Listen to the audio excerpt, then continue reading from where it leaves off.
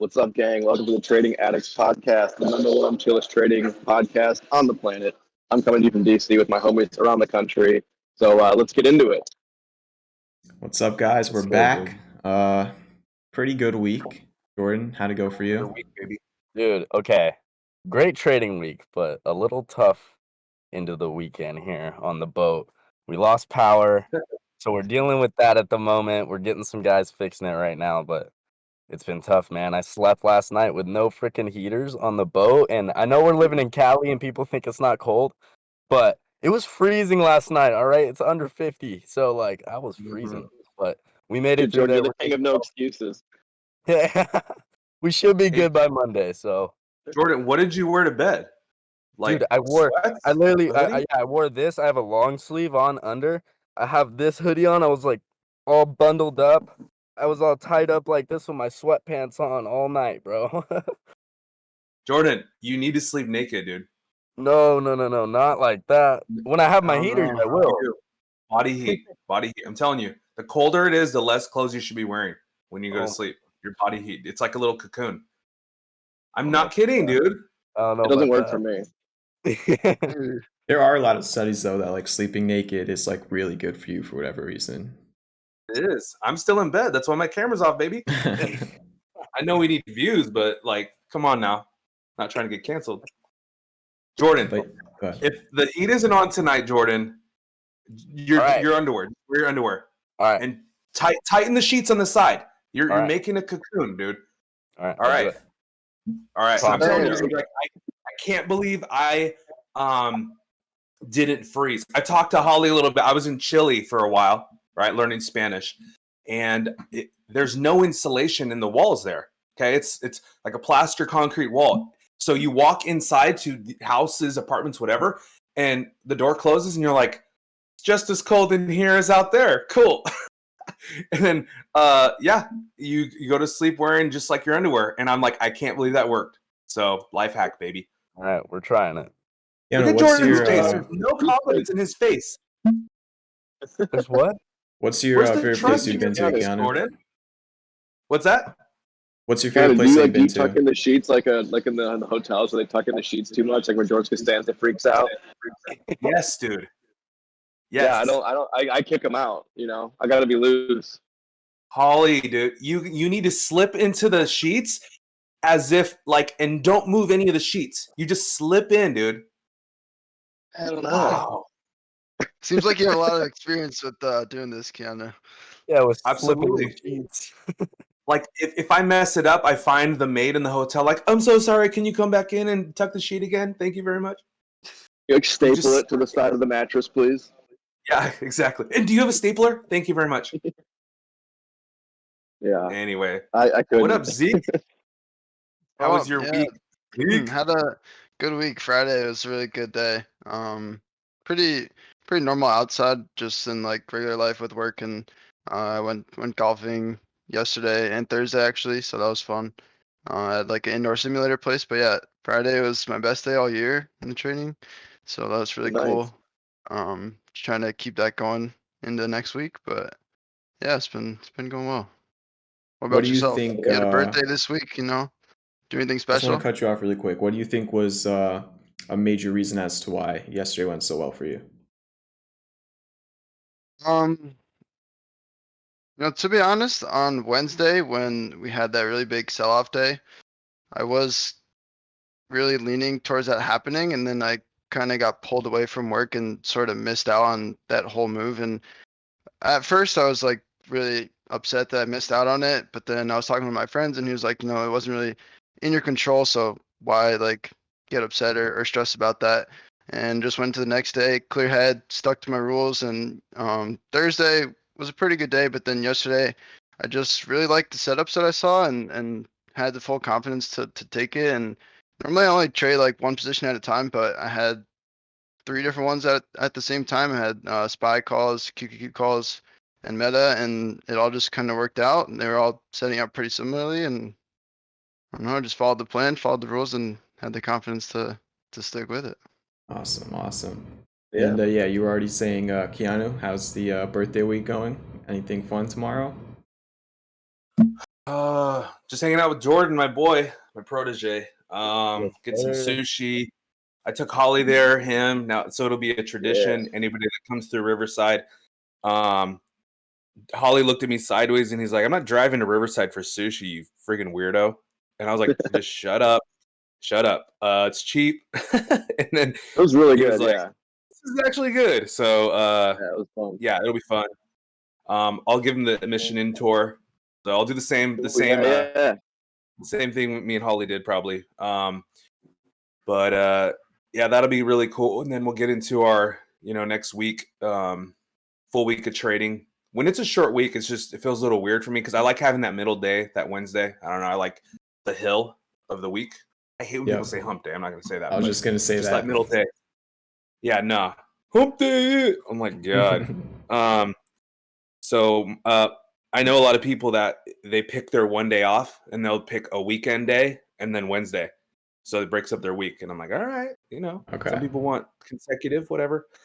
But Thursday was tough. That falling wedge, I didn't catch it on the call side. I just don't know. I caught it on the downside. That was it. And so most of the day it ran up, right? So but Friday, I love those trend days. Just get in and wait. Opening dip off of, I want to say pre-market low, and then later in the day we had that like flash candle to yesterday's high a day. Added there, wrote it. So easy. So those days, we study for technical analysis and try and have an edge.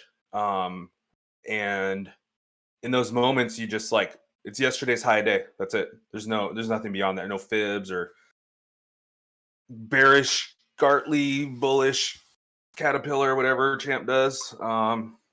Just take that level. And so that was nice. But I was last night just praying for my boy Jordan, make sure he didn't get Han Solo frozen on the boat there.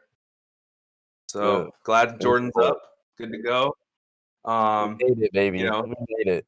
There's no alarms because my phone died overnight, because no power. So yeah. I wasn't like, I woke up at like 7:50. I thought I'd wake up earlier, and I was like, "Oh, dude, I'm not gonna I need an extra few minutes to like get ready to go." So do other people live in the harbor that other boats? You're not the only one. No, we're not the You're only not one. the only piece of shit doing this, right? The whole community. Well, the only thing is it's only our pedestal. So like every individual slip has like a power source, and it's only ours that's fried. So everyone else is good, but we're not. So, but we'll be all right. Monday we should be good. That's cool. But something crazy kind of happened this week for me. Y'all, most of you know I trade QQQ like only. I switched to Apple recently because Apple contracts I personally think are a lot better, and I like the way Apple moves, always have. So I've been trading that lately, and I'll be trading that from now on probably.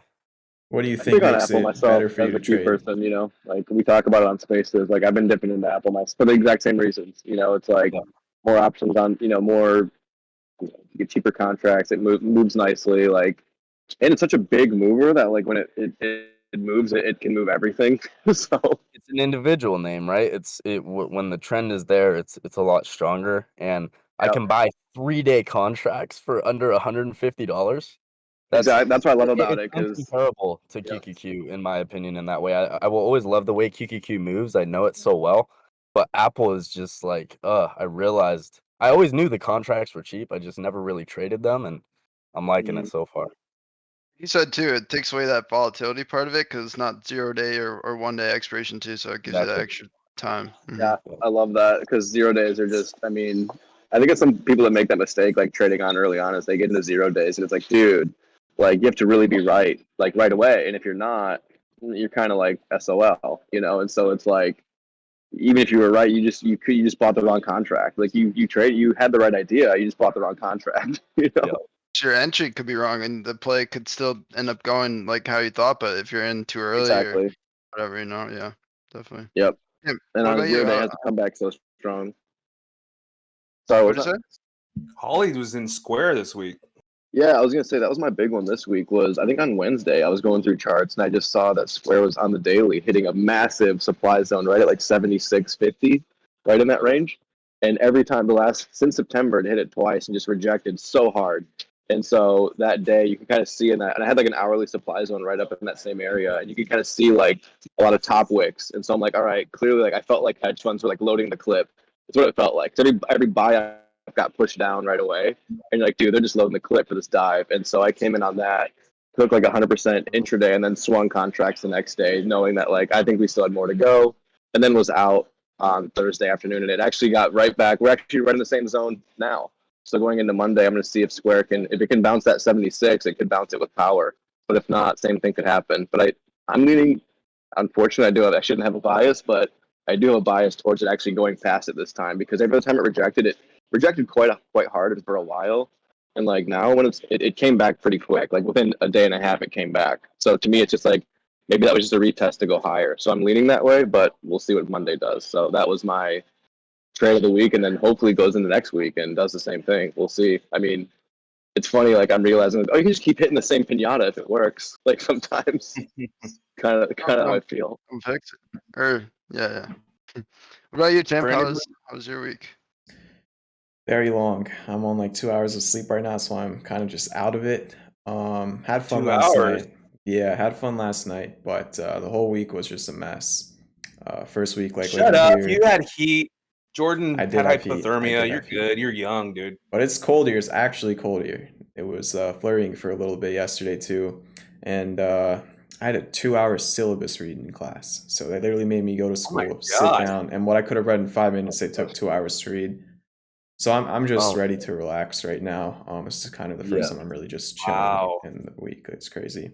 Did the teacher pass out the syllabus before that, or was it digital?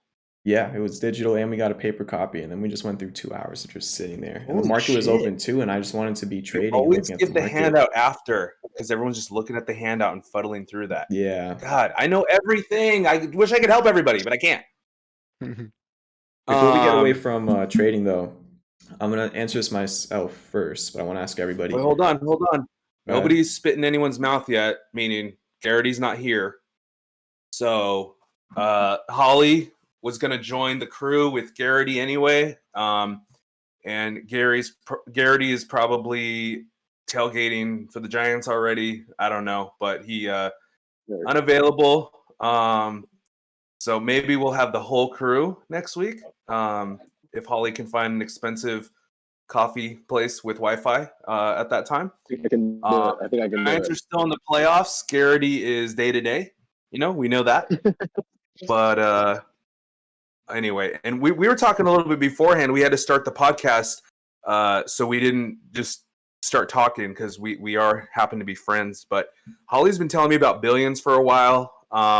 Dude, yes. I said I'm gonna watch that. And I've told him that 17 times now. So, Dude, I don't know. Should we watch an so episode? good. Episode 1 this week and talk about it next week? I haven't seen any of it. What network is it on? Showtime. Okay, Showtime. All right. Yeah, I mean, So- for anybody Like, who's I've in always- trading, go ahead. Yeah, I would say like it's a great show. Like outside of trading, it's a great show. But if you know anything about trading, it has so many nuggets of like beauty in it. And then even like also outside of that, if you go to New York City, a lot of good like local references. They go to a lot of like local restaurants. Like, oh, cool, I've been to that diner. Like, dude, the show's great. They clearly have former hedge fund managers that consult on that show. There's no way they don't. Like the way they like, and even like in later seasons, not to spoil anything, but the way they like follow politicians and billionaires and how like things kind of get moved around in their favor all the time. It's a very, very good show. And Paul Giamatti's the man. Like he's always one of my favorite actors, and he's the main dude in that show. So For me, I got just all the couldn't things to say watch about it. Like Succession's great, but Billions is Yeah. better. I couldn't watch it after Axe left, and that's not much of a spoiler because if you just know the act, you know that he's not in the show People anymore. say that. I will say like Axe was great, but dude, the guy that plays Mike Prince, I forget, he's doing a great job. I don't know if you've watched the current season, but I just didn't like how they I still enjoyed formatted it, season 6. But yeah, It's I mean, solid. just It for still keeps trading, up. 6 seasons? Are they 1 hour? Yeah. so How many episodes? 10? So 10 to 60 I wanna hours say, of my like, time? Yana, you would love it. You would it's love like Billions. no, yeah, Oh, you would like man.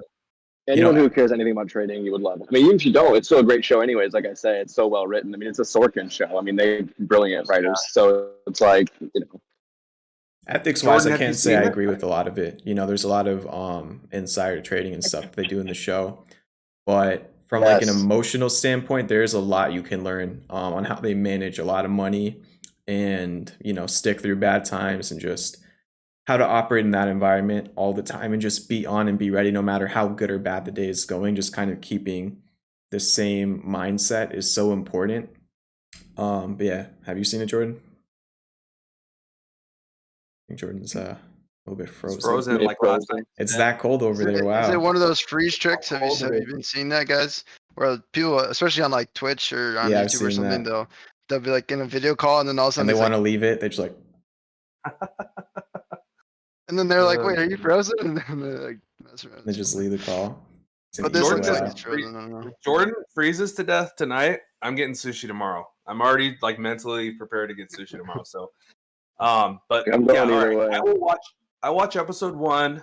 I don't think Jordan's seen it because we were talking about. He didn't say, "Oh yeah, I've seen it." Whatever. We'll assume. Oh, he can't say anything right now. He probably hears us. Jordan's a bitch. His phone may have died too. Actually, I remember him saying before we That got would on this, he had suck. like half his phone battery left. I don't know. Maybe that happened. Definitely check that It's show out just though. this Oh, right yeah. now. It Um, sounds funny. Good. All right, It's I will really check good. out Yeah, I'll Billions. start I'm rewatching gonna Google it right now. Billions. And like Champ, like you were saying, the psychology side of it's so important. Like Maggie Siff's character, Wendy, like the fact that like she's like on staff to be like a psychologist for Yeah. the trade. Like she's there to help them deal with whatever they're dealing with. Like they really have someone on retainer to be like, no, if you need to talk to somebody and get your head straight, we have somebody. And Exactly. like that's something that's so important that people don't talk about with trading. Like technical analysis is great, but if your head's not on right, it doesn't matter how good your analysis is. It's just like emotional. I think Whatever. it's very important to have somebody you can vent to outside of trading, as to how your trading's going. Because if you just talk to people that are in trading, like they'll understand you completely and whatever, but they're not going to be able to kind of bring you back to reality. If you talk to somebody who doesn't really care about it, for a lot of people watching, that might be your wife, or if you're a woman, your husband, or however that works for you and your family. But just having somebody who's like turned the other way can give you a lot of just emotional peace whenever you're really stressed out with trading. And I think the show represented that really well because these were some of the best traders in the show in the world. And they still needed somebody to talk to. And just a few little things of advice could really change the whole trading game. Like it's important to get other people's perspective, really. Is the show 100%. ongoing still, or did the show end already? Yeah. It's still going. And when I was in New York walking around, I actually passed a couple of the sets because I see the little postings, and I was like, oh, what are they filming? And they're like, oh, Billions. So I know they're filming the current season, like, or just finishing it. It's cool. Awesome. Can't wait. Jordan, What's we're gonna watch your- Billions. What's your favorite show, Kiana, of all time? God, I like The Office, man. So good. What about I'm an Seinfeld? Office fanboy. I love Seinfeld. Oh, dude, I love Seinfeld. Dude, I'm I love- nonstop on Seinfeld lately. Seinfeld and Frasier, that's my two I can't stop, you know? Frasier, oh my goodness, dude. Frasier, Frasier's that is like so old fire. school. It's so good. I only have yeah. Paramount Plus for Frasier. Have any of Tough. you Yeah, I love seen Peaky Frasier. I haven't Blinders? seen it in a while. Has anyone No, here No, seen I've Peaky never Blinders? watched it. I've heard a lot of good things. So about it, though. good. That's my favorite show ever. Like it just gives me like a different attitude and just makes me like a different What's it person called? just watching. Peaky Blinders? Yeah, the main character Thomas What Shelby. genre is that? It's like I think it's like in the 1920s. It's in England and they're basically like a little gang. And he finds his ways into like politics and stuff like that. Oh yeah, it's yeah. really good. How do you say? Is it Cillian? Is that how you say his name? Cillian Murphy or something like that. Murphy. That guy's an insanely good actor. Yeah, Cillian Murphy. There's a Is that movie a- actually coming out this year with him. It's called Oppenheimer. It's a Netflix Charlie show, Hunnam right? in it? No way, I think it's gonna be in theaters. Got $100 million dude. This looks really budget. good. Just like Google imaging it. Oh, Peaky Blinders Oh, is it's- amazing. What's it on, dude? On Netflix. TV series. I don't think it launched on Dang. Netflix, but it's on Netflix now. Just based on the fashion, I want to see it. Yeah, I love like it just So much because I dust. watched that All these show. photos are just dust and hats. Yep. I watched that show last summer like right before going to London. Then I went to London and I just felt like him walking around. It's good to, I feel like it's really good to have like people you can look up to in entertainment, and take, obviously the good things from that. But everybody has their own I want to watch style. this too. Hey, can y'all hear me now? Yeah. Yeah. Yeah. Okay, it's working better with my camera off. I don't know Yeah, why. just run it like that. Yeah. Okay. But hey, have y'all seen the movie Elvis? Like the Yes. newest No. movie? Yes. I just recently watched it, and What'd you oh think? my lordy, I loved it. Yeah, it was good. All right. I forget the actor's Oh my name, gosh, but he I loved crushed it. it. I mean, that was a Yeah, very Austin hard Butler role to like crushed nail, that and I would honestly say that he nailed it. Like, it was great. It was just really long he though. nailed It was a really long it movie. was a long movie for sure, and some parts were a little slow, I think. But yeah, I think hats off to us, Austin Butler, for that role Yeah, because that's he his killed name. it. Here. So Jordan had power one night and watched Elvis. That's cool. Yup. Yeah, before my power got lost, I was watching Elvis. I stayed up late one night before trading to do it. Actually, that was the He was night I like got on YouTube. He was Commitment. watching it on 1.5x, getting Yup. through it. Yup. How much go? Okay, Billions, Peaky Blinders looks good. Peaky Blinders, like I just said, the dust and hats. Reminds me of Chris D'Elia. He would be like, that movie has too much brown in it. Not seeing it. Too much brown. It's like the That's so setting. something you would do. It's like, so speaking of him, my birthday last weekend, I pulled in my first favor with Holly. I've known Holly for maybe 12 years or so, but so I finally called in a favor, turning 40, and I was like, dude, I'm seeing one of my favorite comedians. I know you know him. I've seen Holly on shows with him 10 years ago, before I was friends with Holly, but just knew him. And so Chris D'Elia and Holly reached out, and he was just like, yeah, dude, I'd love to meet him. And I was like, damn, he's really enthusiastic. Is this real? And I walked back there and told security. Holly's like, just tell security your name. And I was like, just tell security my name, huh?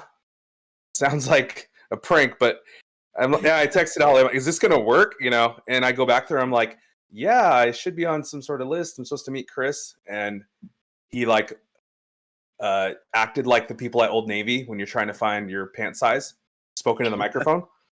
Yeah, I need some 34-inch khakis for right. You know how they do that at Old Navy, Yeah, like they the got the president's little- there. Yeah. They're like, dude, it's crazy. Anyway, like listening, they have a 33. You need a 34? Yeah. Anyway, so I walked back there and he says my name and he's like, hey, are you? And I was just like, oh my God, right? Like one of my favorite comedians is saying my name, and he was so cool. And spoke with him in the hallway there for 10 minutes. And I was like, all right, I've been waiting to talk to you for many years, and this is what I've been waiting to tell you. And he's like, yeah, go. And so I'm just like with my fingers, like this. I loved when you said this. I loved when you said that. And he's like, okay, all right. Like I'm just reeling it off. I'm like, I'm sorry. I'm just going to say it.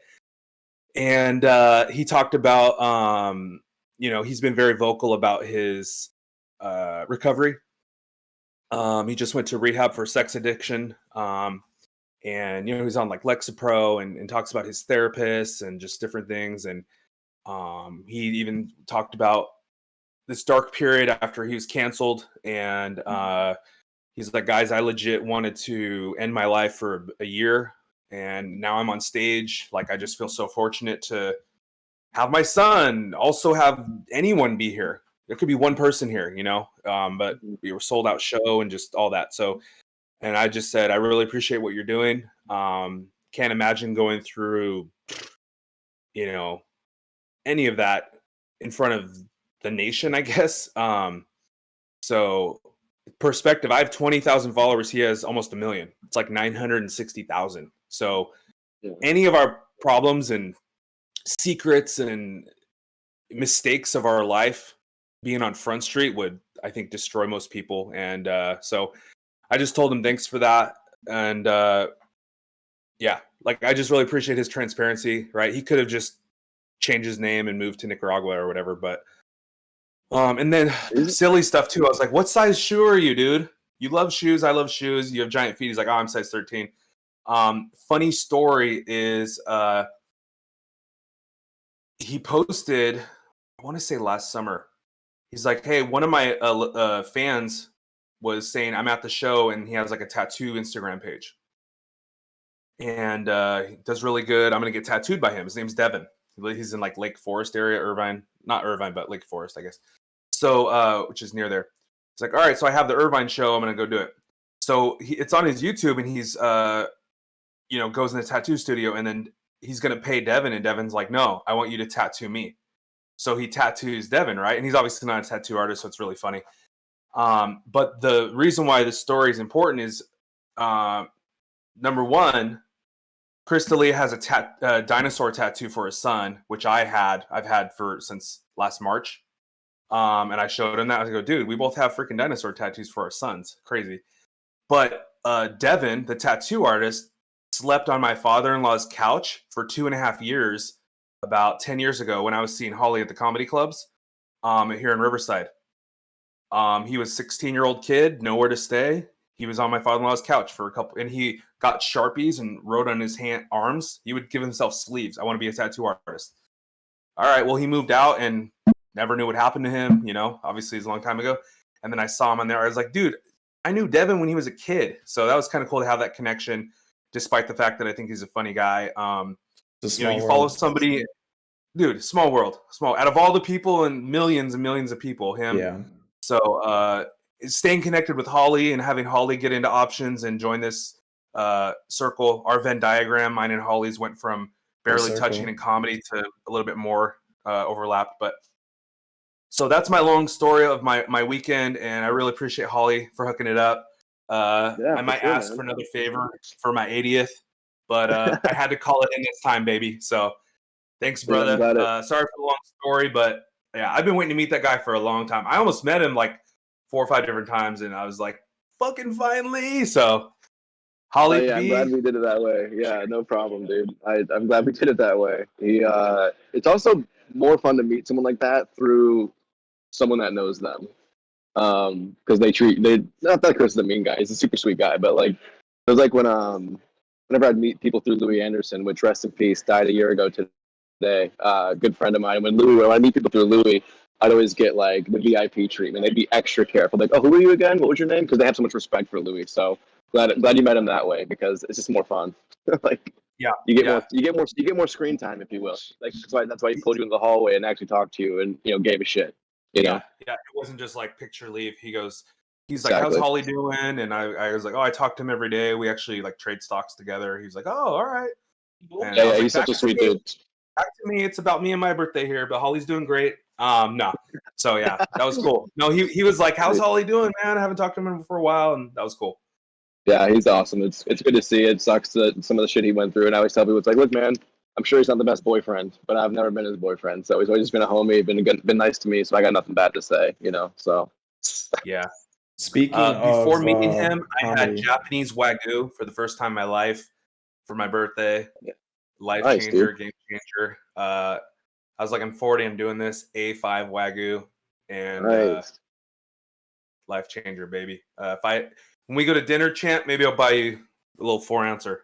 Sounds good. So yeah, speaking of comedy, I want to get you guys' thoughts on the limits to what can be used as comedy. Also, like, all right, let's say somebody says something that's borderline sexist or racist, and it's a comedian saying it at a show, and then somebody else says that who's not a comedian on the street.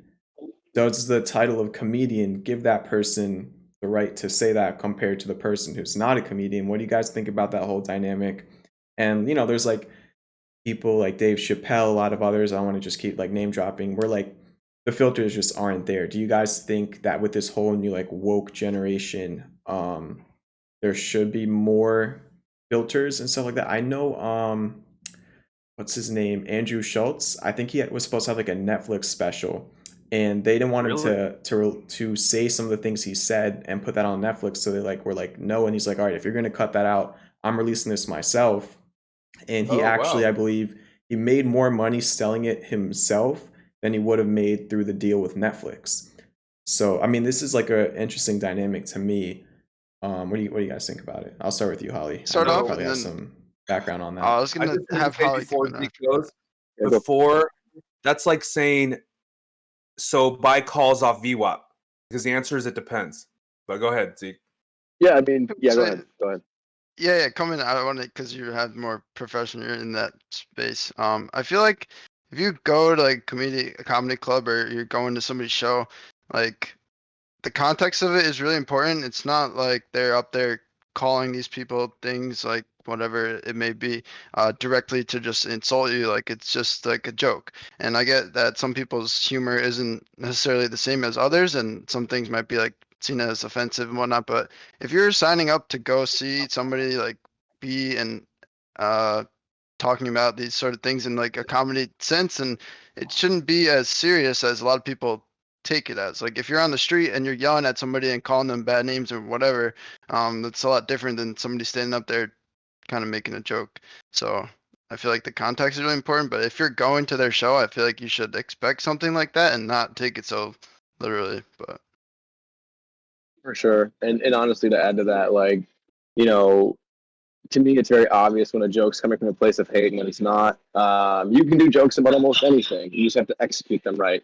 And when they don't go well, it looks bad. So that's the thing is when you're doing a sensitive subject, you have to really, really make sure you're executing. And because if you're not, it can really look terrible. And so certain people can get away with it, not just to get away with it, just better comics. And then of course, like there's certain things you just can't do. Like a white person, just do not go on stage and say the N-word. Whether you're repeating it or quoting it, just don't do it. It's not something that we do. So there's plenty of other comedy avenues you can take. So, but I always see some young white guy trying to be the dude that's going to do an N-word bit and change. It's like it's not just don't just write a better. Just there's other stuff to do. So Trying to go can do- viral or something. yeah, it's just like I mean, I think you can do jokes about anything really, and like even like I was watching a Chappelle sketch on Twitter the other day about he did a sketch about a white family named the N-word, and then this whole sketch about that, and like it's a hilarious sketch. If you watch it, you can be offended if you're whatever, but I mean it's hilarious. It's just funny, and like yeah, he executes well, and that's the thing. Like when everyone got mad at him for some of the stuff he was saying about the trans community, I remember watching that special and being like, I'm trying to find where you guys are upset here. Like I'm watching the tape and I'm like, he's telling good jokes, he's defending his point, and he's making true statements that you might not like, but he's calling it as it is. And I think that's important. And also I think that we as a society want it. We're craving it. It's why Andrew Schultz's special did better on its own than on Netflix, because the demand is there. It's why Tim Yeah. Dillon makes $250,000 a month on fucking Patreon. Everyone in the business is trying to become that. When Tim said F you to everyone and Wen made his own thing and they see how much money he makes now, they're screaming to get their clients. Like, I mean, every agent in Hollywood would love to have their client make $300,000 on their own on a podcast every month. Oh my God, that's $30,000 a month just for them, you know. And so, follow the money, you know. Like you can say, like, and even Netflix finally bought Tim's special, mainly because their stock price went half, got cut 75%. But you know, it's the money is the demand is there. So, and you're seeing it happen more and more. Like Schultz is killing it. Sam Morril, Mark Norman. I mean, look at Nick Mullen and Cumtown. These are massive, massive platforms. They're not household names, but these are millionaire people just saying whatever the hell they want. So it is. I think it's just you have to execute. But I think that we as a society are getting a little over it. And I'm not saying you can just go back to being, misogynistic and this and that or whatever. I'm not saying we're going to regress the society here, but comedically, I think we're straightening out. That's And my 2 cents. great, that's great. It's just like Correcting itself. there's like a middle part, on one hand, like let's think that we're Netflix right now. On one hand, you want the revenue from all the people who want to watch those specials. On the other hand, there's probably some people that might leave Netflix because they go on that special and they're part of that like woke generation or whatever, so they get offended by a joke. So for a lot of these companies, they really have to walk a fine line now. I feel like definitely over the past 5 years, they were more geared towards like that woke generation side. Now when they're seeing all these comedians, like you said, do much more successful debuts or just their own shows without needing any of these platforms and making their own platforms, they want that money back. And this goes for everything. For Like sure. there's a lot of things on YouTube you just can't say, even if it's as funny as you think it is, even if you're the best comedian in the world, YouTube will ban you, never let you back on if you say certain things.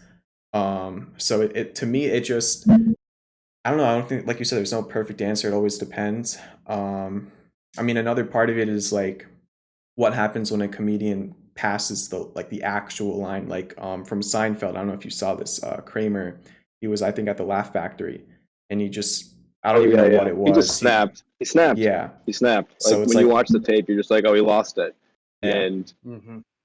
he thought it was going to go one way and it didn't. And to be honest, Michael Richards is not a seasoned comedian. He's not a pro. Like, he's not a Chappelle. He's not a Chris D'Elia or one of those store guys, Andrew Santino or Schultz, Tim Dillon. He's not one of those dudes who can handle those environments and work. He's an improv guy. He's a character actor, one of the best ever. Yep. So, that's where he flourishes, not on the cuff when someone's giving him the rub and he's having a rough set at the Laugh Factory. Because in the moment, things happen. And I don't think he's a hateful guy, but there's definitely some anger there.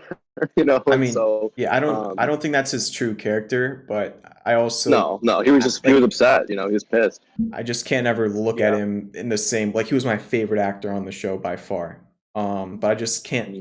When I watch it now, I just can't get that clip out of my mind. I do think he's a changed person and everything, but I do think of again. Not to I was just gonna say, not to quote Chappelle again, but like he said, he just thought he's like that's how I knew I was a comedian. He was like, I was more offended. I was like, he's having a bad set. Yeah. Well, so Chappelle was at the Laugh Factory, and this is like recent, within the last 6 weeks, I want to say, but maybe I'm wrong on that. And he turns to the background and goes, I can't look at this Laugh Factory backdrop and not think about Kramer losing his mind up here. And then he talks about how he's like, I was more offended because he had a bad set. Yeah. He's like, man, none of us having a bad set. It is, dude. It can feel like it's on top of you. If you're like suffocating in that room, man, it feels like you're drowning because you have the people up above you too. And so it's weird. It's weird. And the back of the row big three in LA, it's not the most fun. Yeah, it's the worst of the big three clubs in LA. Oh, it's the worst. With the best parking, I will say. But so I got friendly with Owen Benjamin back in the day when I was Holly was on shows here and there. Owen Benjamin, Star was Rising, and I would start to see his sets. And he came out to Irvine, and I saw Jimmy Fallon open for Owen Benjamin because Owen Benjamin did something for Jimmy Fallon. I don't know. And they're like, we're going to have an SNL guy. And then Owen Benjamin, to his like inside followers like me, was like, it's going to be Jimmy Fallon. So we went out and saw him, like, first row. It was really cool. And then Owen Benjamin lost his mother flipping mind. And like Holly said, you see when is there a punchline that maybe happens to include something about the Holocaust, let's say, and it's like, okay, right? Like the Ricky Gervais joke, telling God the joke about the Holocaust. It's like, I guess you had to be there. If you don't know that joke, watch Comedians in Cars Getting Coffee with Ricky Gervais. It's really funny. I won't spoil it. But and then when Owen Benjamin lost his mind and these guys, it's like when they're writing the joke, they're like, okay, I want a Holocaust joke. I want a 9/11 joke. And then they try to like force a trade, make the punchline work with it. And like exactly what Holly said, you're trying, how can I write an AIDS joke? No, like if your goal is to go up there and drop jaws because you're touching these topics, like that's not the goal. And any comedian, especially at Holly's level and above, are gonna be like, dude, you hack, like, get out of here. And the respect goes out the window and stuff. So for sure, I would say 100%. Don't go there. And it reminds me of that clip. There's like a news set, and they ask, I don't know the actor's name, but he was in Congo and a couple other things. If you remember Congo back in the day, but and they ask him, black actor, and they said, how come white people can't say the N-word? Something. And he goes, say it. And he's like, what? Some white guy, looks like a typical news anchor, white dude from the Midwest. And he's like, well, I can't say it. And he's like, that's why.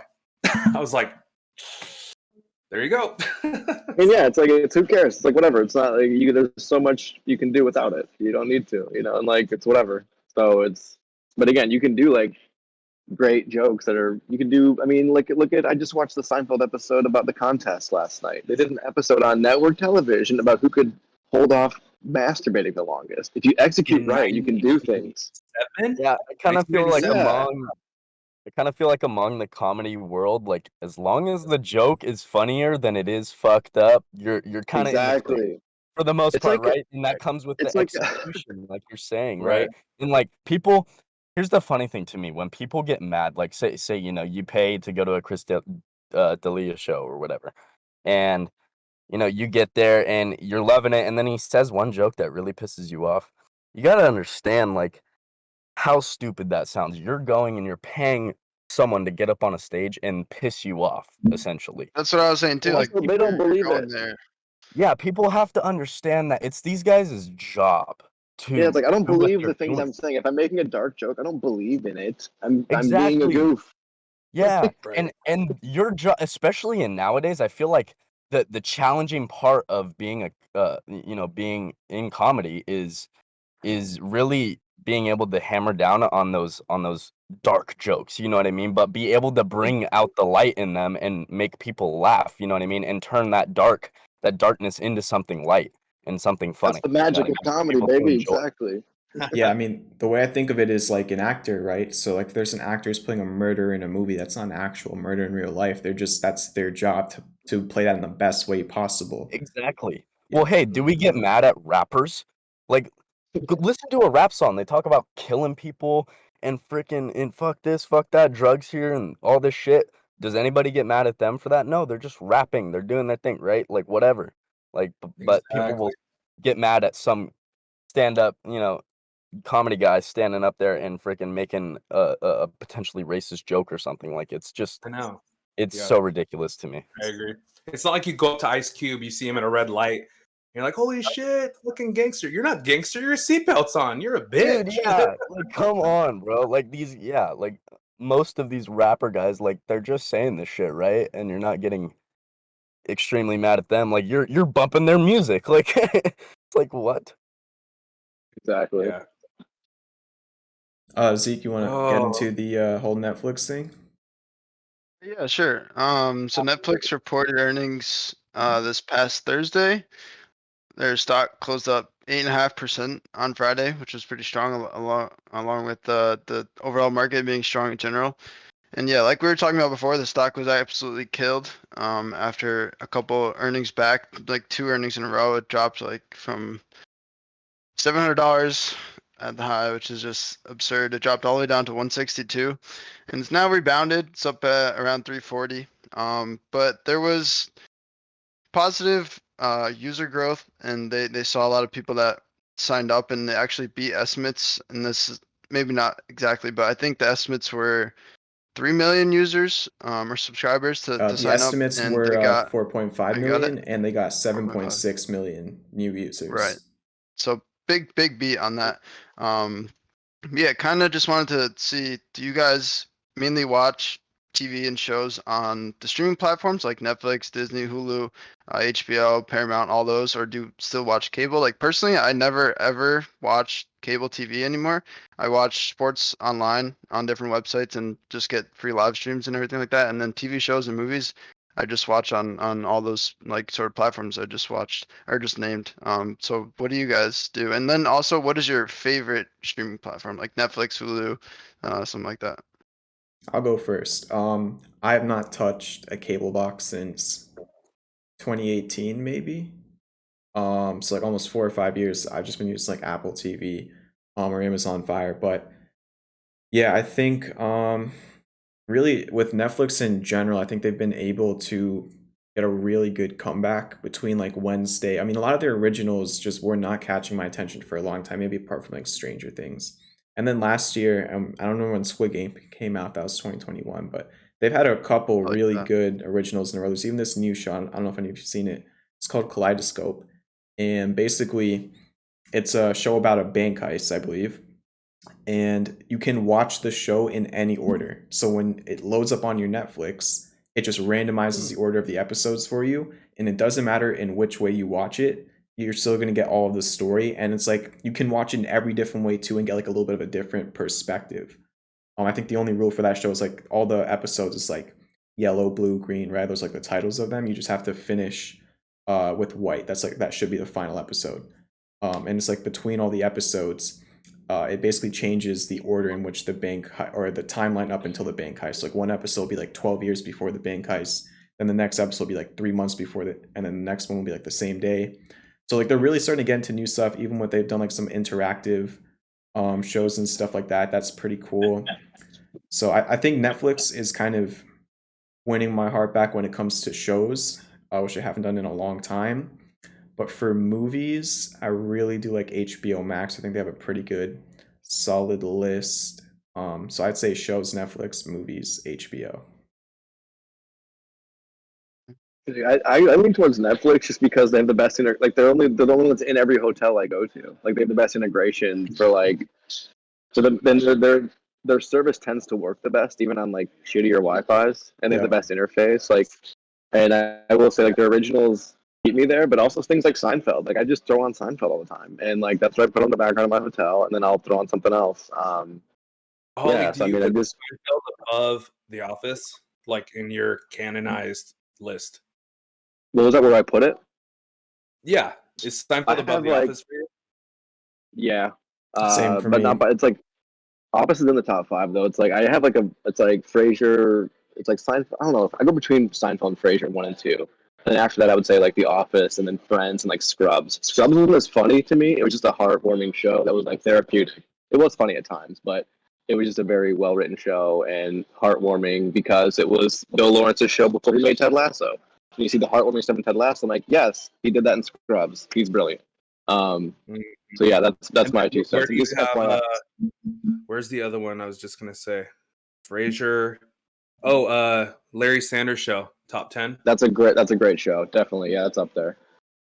That's a So good Old one. school. I'm curious for Holly and County, because you guys are a bit older than me, Champion Jordan. So do you guys watch cable TV still? Like, do you still use just regular I normal don't. TV? I mean, Holly's No? a vagabond. Like, Holly, Yeah, I'm always around. Like I always stream everything, and I love sports, but everything I have Hulu Live, so I can still stream all my like, and I watch mostly soccer, so I stream everything through Hulu Live and Peacock. So I'm good. I haven't used cable and yeah, I'm like champ. It's probably been at least 4 or 5 years. Yeah. Yeah, I don't even remember the last time I used cable, to be honest. Like, I have a TV in my room on the new boat, and I've never turned it on. I just stream on my computer Netflix. I've always used Netflix, so or I'll use Amazon Prime Video sometimes. That's a good can't one. turn it on if you don't have power, Jordan. Just a heads up. Yeah, not right now, baby. Dude, like, So my daughters go to my parents' house, and are like, you can click through channels in live TV. Like it's like a rotary phone to them. My daughter's 10. We've never had cable. It's been a long time. So, yeah, definitely got on the Netflix train for a while. I'm very surprised that when Holly said interface, the UI is 90% of it. That's why Robinhood exists, because of the UI. And the UI for the universal interface for Amazon Prime is dumpster juice. Like, I'm so surprised that they don't just do what Apple did, right? I'm sorry, do what Microsoft did. Microsoft looked at Apple's UI in 1994, 5, 6, and copied it. They just ripped it off, right? And why doesn't Amazon do a version of that, right? Flip it around, reflect it, and then it's yours. It's the remote control for Amazon, like Fire Stick or whatever, is just complete dog shit, and the UI is horrible. And there's a couple of good shows on there. But yeah, I agree with the HBO Max. Watch White Lotus. I just started the second season. I just watched the first season of that. Oh, dude, it's so good, huh? Same, yeah. It's okay. Same. It's okay. You watched it, Holly? Yeah, it was like champ. I feel you. I was like, Everybody okay, just set the bar honestly, so high. If I didn't have because everybody the gave me thing, it's like- expectations going into it, I just thought it was Dude. gonna be amazing, and it was good, but it wasn't like insane.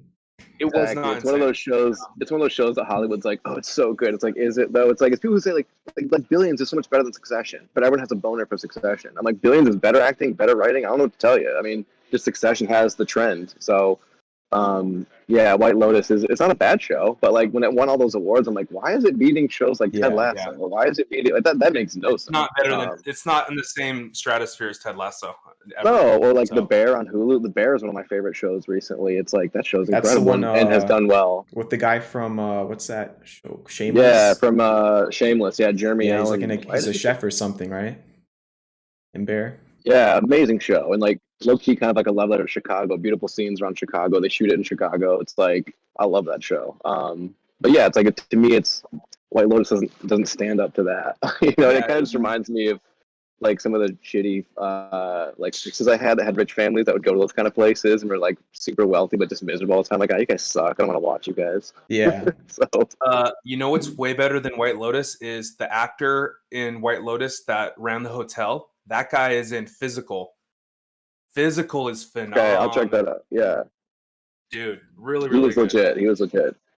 One of the actresses from Bridesmaids is in that, and it's a really good show. You would love it, Holly. Oh shit. I'll check it out. Just FYI, guys, I have to hop off in a couple minutes and head to the convention center. So if you see me bounce, you know that's why. Absolutely. But I'll stick around for a few more. I mean, I think we're about to wrap yes. up either ways. I just wanted to touch on one point related to that last conversation with ease of access, and like you were talking about the UI on Netflix. For very young people and very old people, UI is everything. To me, that's why Apple has succeeded in the way that it has in America. I know Android is crushing it around the world, but in America, like just the ease of access to go through all your apps on your home screen is very simple for a 3-year-old to understand and an 83-year-old to understand. So for a lot of companies, like that's very important. Another one that stands out to me is YouTube Shorts. There's not a lot of 3-year-olds on TikTok. There's not a lot of 83-year-olds on TikTok, but a lot of them go on YouTube either way. So now they can see that same short form content they'd be getting on something like Instagram Reels or TikTok through YouTube Shorts. Like I've seen a lot of people in my family that I wouldn't expect to be like viewing content like that using YouTube Shorts to do so. So a lot of companies really should start looking into how do we actually gain attraction from like the much more wider scope of demographics in terms of age, because that's Like, a are they lot of doing the time. focus groups? Come on now. I mean, a lot of the time they're really focused on 20, 30, 40-year-old demographics because that's really where most people are going to be spending money. But I really do think that a lot of these companies that are providing like software as a service should really look into, especially these new AI companies, should really look into how can we get like a 3 or 4-year-old to start using this stuff, because that can be a lifelong customer. Right. But yeah, I just want to You quickly hook them touch on from that. when they're young, then they're telling all their friends, and Yeah, Well, 100%. Because I remember when my mom got the first iPhone, right? And like, I already knew how to use it more than her, just because of how simple it was and everything. And like, you know, us Yeah. all being young, I'm sure Champ and Zeke, you've had a similar situation happen. You know, my mom's always asking me for help on the iPhones and stuff like. all the time. So, yeah, I think, you know, making it easy access for those young people and those older people is going to be huge. absolutely. But yeah, I think that's a good place to wrap it up for today. A little bit of a shorter episode, but I think it was very entertaining. Yeah, thank you guys for watching the chillest trading podcast in the world. Make sure you go follow our socials. They're on the bottom. Hit the subscribe button, hit the like button, and we will see you next week. Just the thumbs up. Peace. Sir. Love y'all. Thanks, guys. That was fun. All right.